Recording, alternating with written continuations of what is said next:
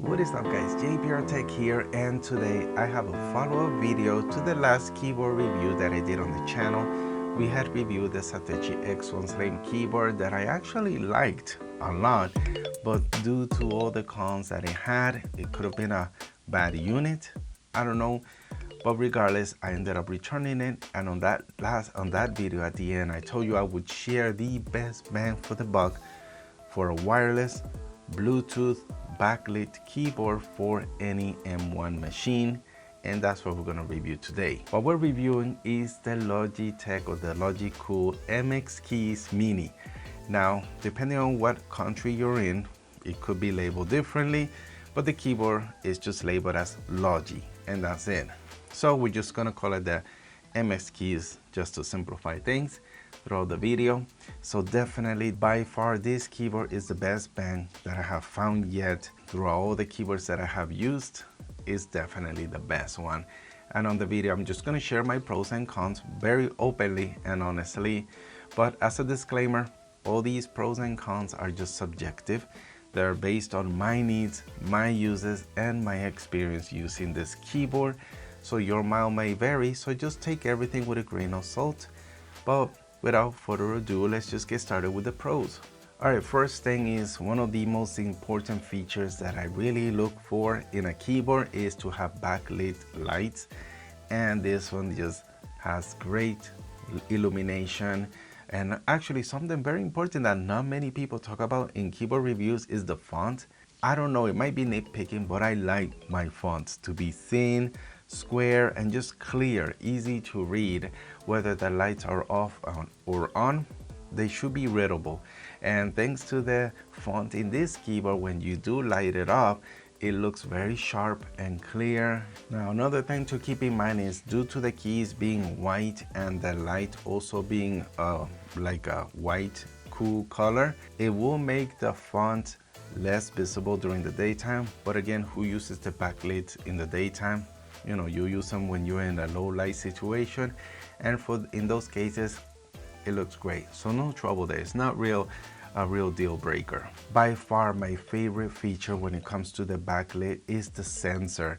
When your hand gets near the keyboard or you barely touch it, it already triggers the backlit to turn on, and that's just awesome. Because before, on my previous couple of keyboards, the Satechi, you actually had to press a key to initiate the backlit, and sometimes, you know, depending on what keys you accidentally press, I have accidentally aborted importing footage during an import when I was just trying to wake it up and I wanted to just use the keyboard, and I accidentally ended up aborting a project. So definitely a very useful feature to have.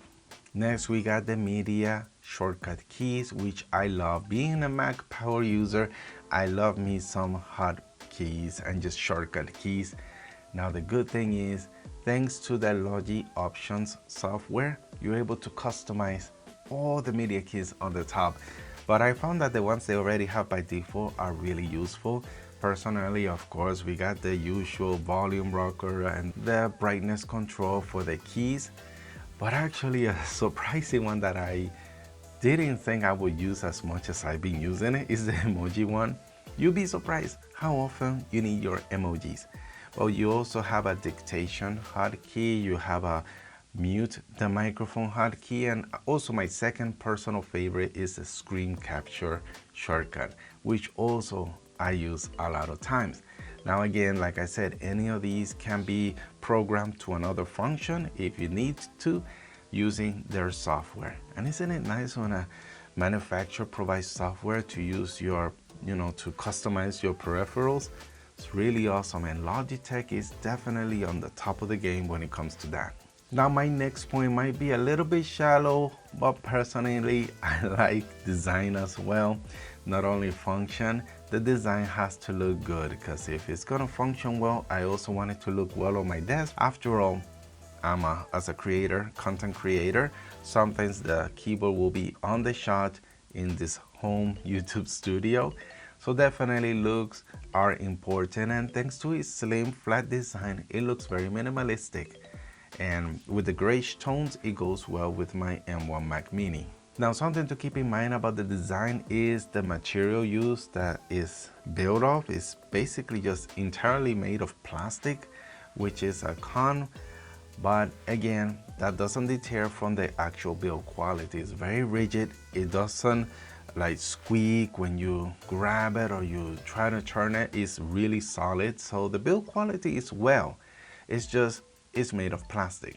All right, but let's get to the real useful and most important part of a keyboard, and that is the typing experience. I found it to be great. I love chiclet keyboards, and coming from a Mac, you know, all the MacBooks and MacBook Airs all have that flat chiclet style keys, but they're still very responsive. I just love them because they're very minimalistic, they're very thin, but still they're fast. So I can type fast. Well, at best I'm average, but still I don't have to wait on the keys. And something that I really like also is that the keys, the typing is silent, not too loud, but again, not too quiet. You still know you're hitting each key. And I found that overall, all the keys feel pretty much the same. If you go to a more budget keyboard, you'll notice that some of the keys feel different than others, but that's not the case here. So definitely it's a great typing experience. But again, keep in mind, this is all subjective. This is all my personal experience. And just in case you're interested, here is what the keys sound like.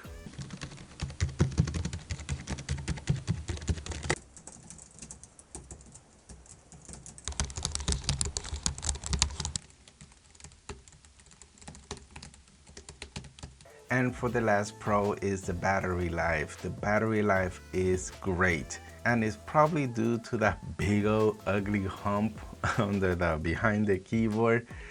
And yes, it's a little bit ugly, but I understand why they put a nice hefty battery there. It's just so you don't have to charge the keyboard as often, and that has been the case. I have been using this keyboard for about a couple of months already, and I haven't even charged it a handful of times, maybe like 2-3 times, and only one of those times did the indicator turn orange, indicating that it needs to be charged. Now, if you do need to charge, it charges using the USB-C port. Now, thanks to that, you can charge it really fast. And not only that, well, it functions as a USB keyboard in case you needed to use it that way. Honestly, I have been enjoying using this keyboard so much that I found it hard to find real cons, like something really bad with it, something wrong with it. I just had to nitpick, so I'll do my best. Here are 2 things that I think they could improve on for future models. And one is going back to the design, the plastic design, the whole thing. You know, it just feels a little bit like I don't feel confident to put this in a bag and take it with me around. You know, it's just gonna sit on my desk, so that's fine. But if it had it like an aluminum frame, it will add it to the design, to the whole build quality, and it will look even better, I would think. The second thing that I would actually like to see change in a future model is that hump in the back. I know there's a full-size keyboard that they make as well that is very similar to this one, and it has that same hump. And I'm just like, you know, why don't you just stretch out the battery, just make it a little bit flat and put it under the keyboards. It might make it a little bit more bulkier, but at least try to hide the bump so it's less inconspicuous. It's a little bit sleeker design. I don't know. Again, I told you guys, I'm just nitpicking here. It doesn't bother me, but again, just that white hump just takes away from the whole grayish tone design. And that's it, guys. As you can see, I really like this keyboard. There are not too many bad things that I have found. One thing I did forget to mention that I really like about this keyboard, I'm gonna throw it in right now because it's another pro, is the arrow keys. I know, it sounds silly, but my last keyboard, the Satechi one, has the arrow keys where the left and right are huge buttons, and then the up and down are tucked in inside those left and right. That's just messy. It's really confusing and difficult to hit. Even though the left and right are smaller and thinner, it's easier to hit because it's kind of logical the way it's designed, you know, with the up button being higher and then the bottom three are just left, down, right. It makes sense, right? So that's just something that I liked about this keyboard.